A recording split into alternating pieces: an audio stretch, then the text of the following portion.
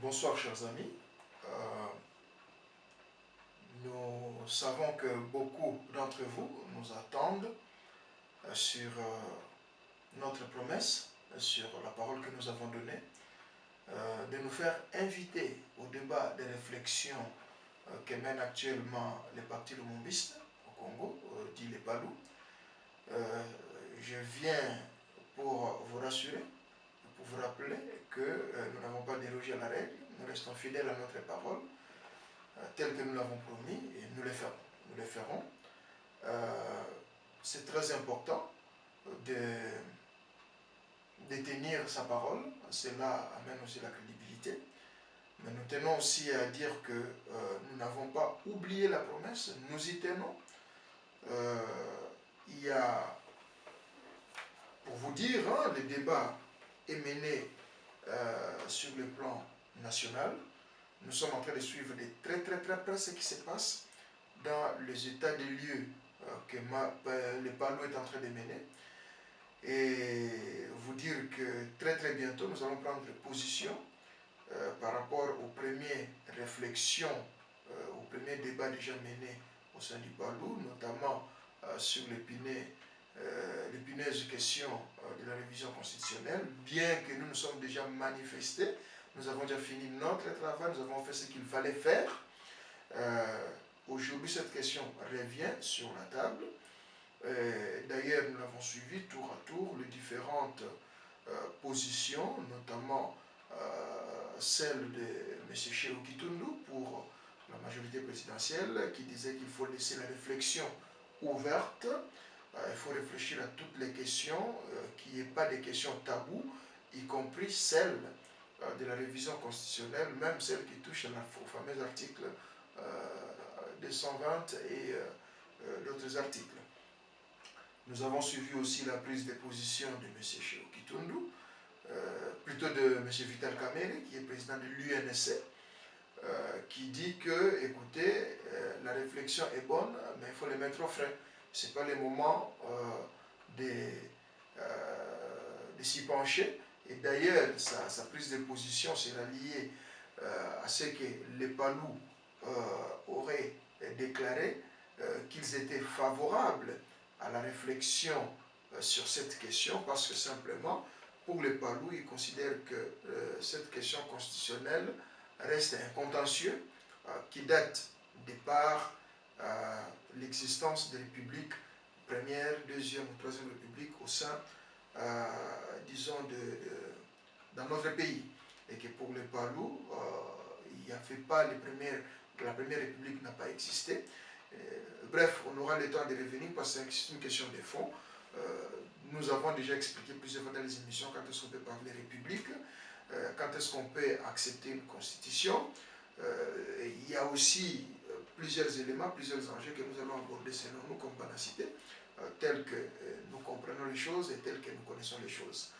Il y a aussi la prise de position du professeur Njoli, qui pour lui disait, mais réviser la constitution c'est bien, mais qu'on nous dise qu'est-ce qu'on reproche à l'actuelle constitution pour pouvoir pousser l'affaire à la révision. Il y a eu des questions comme ça là qui ont circulé, qui ont émergé, et que nous aussi, comme Banacité, comme je l'ai dit, nous allons tenter de prendre part à ces débats. Pourquoi prendre part à ces débats? Parce que nous pensons que c'est un moment politique, c'est un moment de science, pour dire que la politique ne va pas seulement avec la popularité ou l'argent, mais aussi l'intellect qui doit accompagner la politique. Plusieurs prises de position intéressantes, comme celle du professeur Bouyoya, qui a quelque part lui fait allusion à la rationalisation au présidentialisme ou à la rationalisation au parlementarisme, et qui de l'autre côté, le professeur Njoli vient aussi aborder la question dans le même sens, dire que, mais écoutez, si on doit aborder dans ce sens-là, il faut voir aussi l'équilibre du pouvoir. Quelque part, il a relevé la faiblesse qu'il y a surtout au niveau parlementaire dans notre pays, ce qui fait que ceux qui sont aux affaires ont toujours, ceux qui ont les leviers de commande restent toujours forts, Et de l'autre côté, la même question abordée par le professeur Bouyoya, qui parle des régimes militarisés que nous vivons, semblant d'être démocratiques, et la difficulté de renvoyer les militaires aux casernes, et la faiblesse aussi des partis politiques. Donc c'est vraiment intéressant sur le plan scientifique de pouvoir discuter de ces choses. Donc, nous aussi, en tant que Banacité, je crois que nous allons participer. Nous allons participer tout en n'étant même pas invités, mais puisque la question est abordée par les partis d'un des patriarches, qui pour nous n'est plus membre de son parti, est devenu un patrimoine national et une icône nationale, à la personne de M. Antoine Gizenga Fungi.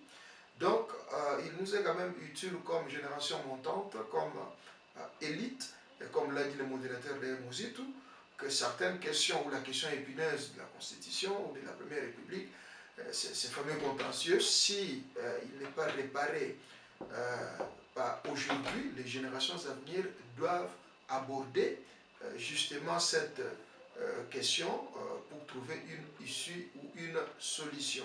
Donc, c'est pour vous dire que c'est vraiment intéressant. Nous suivons de très près. Et je vous promets que très bientôt, vous allez avoir nos premiers avis, parce que nous allons suivre au fur et à mesure que le débat évolue. Nous allons participer et donner aussi nos prises de position. Donc voilà, chers amis, les petits mots que j'ai tenu à vous transmettre aujourd'hui, à vous dire que notre silence n'est pas un silence à interpréter autrement, mais simplement nous tenons parole et nous viendrons. Nous allons aussi aborder, poser des questions, en même temps participer au débat, mais en même temps aussi poser des questions à nos amis du Palou, parce qu'il semble qu'ils s'accaparent, eux, du nationalisme congolais et du lumumbisme. Alors là, on va aussi dissocier les deux termes, d'une part du nationalisme, d'autre part le lumumbisme. En même temps, quand nous allons aborder le nationalisme, voir aussi les parcours, parce qu'il s'agit de faire des états de lieu, de mener des réflexions, les parcours de Palou, si vraiment dans son parcours jusqu'à ces jours, peut encore se réclamer véritablement nationaliste de par son parcours. Et quand on parlera de l'umumbisme que le Palou est en train de vanter aujourd'hui, nous allons se poser des questions. Est-ce qu'il s'agit de l'amitié du patriarche Gizenga à Patrice Emery Lumumba? Est-ce qu'il s'agit d'une idéologie? C'est une idéologie qu'on nous dise laquelle? Parce que, bon, voilà, aujourd'hui, le lumumbisme, la définition, la seule définition qu'on la donne, c'est vraiment la volonté de la liberté, de l'indépendance. Est-ce que c'est celle-là? Est-ce que le lumumbisme est une idéologie économico-politique qui doit s'appliquer dans un régime, dans un comme plan de société, comme plan de pouvoir? Il y a toutes ces questions que nous allons aborder, en même temps prendre position et aussi poser des questions à nos amis des Palou qu'ils nous disent. Donc pour vous dire que, chers amis, nous sommes sur le point, nous suivons les choses de très près et vous ne serez pas dessus. Je pense que moi je vous invite vraiment à suivre de près ce genre de débat. Oui, nous faisons ce que nous faisons, chacun dans son coin. D'ailleurs, j'ai toujours prôné la diversité dans l'action politique. Mais je vous invite quand même à jeter un coup d'œil de temps en temps, à suivre des réflexions, des débats. C'est pas mal, ça permet à la réflexion de grandir, ça permet de faire évoluer les débats, ça permet aussi de voir à l'horizon, de comprendre qui fait quoi, qui a fait quoi, comment est-ce que nous devons, voilà, si vous voulez, reconstruire notre pays. Donc c'est vraiment dans ce sens-là que je vous exhorte à participer massivement à ces états de lieux, à la réflexion, donnez votre point de vue. Nous, en tout cas, nous le ferons parce que nous sommes en train de suivre, sans être invités, mais comme Congolais, ça nous concerne. J'espère que ça serait le cas pour vous aussi. En tout cas, je vous remercie.